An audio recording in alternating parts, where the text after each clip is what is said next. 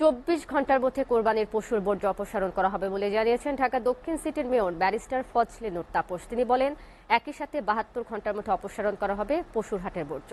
দর্শক, আমাদের রিপোর্টটি প্রক্রিয়াধীন ছিল, আমাদের এই মুহূর্তে হাতে এসে পৌঁছেছে, আমরা দেখে নেব প্রতিবেদনটি।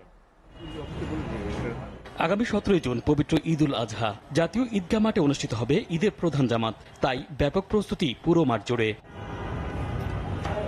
ইতিমধ্যেই পরিষ্কার পরিচ্ছন্নের কাজ শেষ। প্যান্ডেল ও রং তুলিতে সাজিয়ে তোলা হচ্ছে ইমামের খুতবা দেওয়ার মিম্বার। বৃষ্টিতে যেন বিঘ্ন না ঘটে এবং একই সাথে 35,000 মুসল্লির ঈদের জামাত আদায় করতে পারবে, সেভাবে টানানো হয়েছে শামিয়ানা।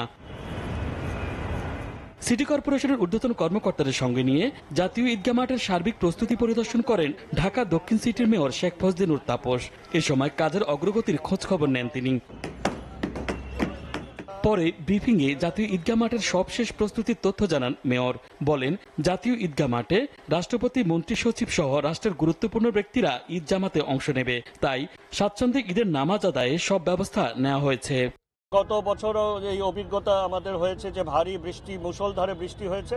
আমরা সেটাকে মাথায় রেখেই আমাদের প্রস্তুতি নিচ্ছি। গত বছরও যেভাবে আমরা ঢাকাবাসীকে স্বাচ্ছন্দ্য দিতে পেরেছি, কোনো রকম কোনো বৃষ্টির কারণে কোনো বিব্রতকর পরিস্থিতিতে পড়তে হয়নি এবং তারা অনায়াসেই আবার তাদের গন্তব্যে ফিরে যেতে পেরেছে। সুতরাং আমরা আশা করছি যে আমরা সেভাবেই কার্যক্রম নিব, যাতে করে কোনো বৃষ্টির জন্য কোনো বিব্রতকর পরিস্থিতিতেও পড়তে না হয় এবং স্বাচ্ছন্দ্যের জন্য তারা বাসায় ফিরতে পারে। আমাদের প্রস্তুতি কাজ চলছে।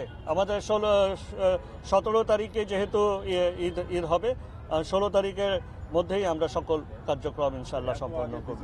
ঢাকাবাসীকে ঈদের দুদিনের মধ্যে কোরবানি সম্পন্ন করার আহ্বান জানিয়ে এবারও কোরবানির পশুর বর্জ্য অপসারণে নিজেদের প্রস্তুতির কথা জানান তিনি। ঈদের দিন যে বর্জ্য সৃষ্টি হবে সেটা 24 ঘন্টার মধ্যে অপসারিত হবে। পরের দিন যেটা সৃষ্টি হবে সেটাও 24 ঘন্টার মধ্যে অপসারিত হবে এবং এর সাথে সাথে হাটের বর্জ্য অপসারণের কার্যক্রম চলবে এবং হাটের বর্জ্য আমরা আগের রাত থেকে, চাঁদ রাতের মধ্যরাত থেকে আমরা হাটের বর্জ্য অপসারণটা শুরু করব। কোরবানির পশুর হাটের কারণে নগরের যানজট এড়াতে সব ধরনের ব্যবস্থা নেওয়া হয়েছে বলেও জানান দক্ষিণ সিটির মেয়র শেখ ফজলে নূর তাপস। আমরা আশাবাদী যে স্বাচ্ছন্দ্যেই পশুর হাটগুলো পরিচালিত হবে এবং সকলে সেখান থেকে কোরবানির পশু ক্রয় করতে পারবেন, কারো কোনো বিড়ম্বনা হবে। SK Sourav, STV, Dhaka.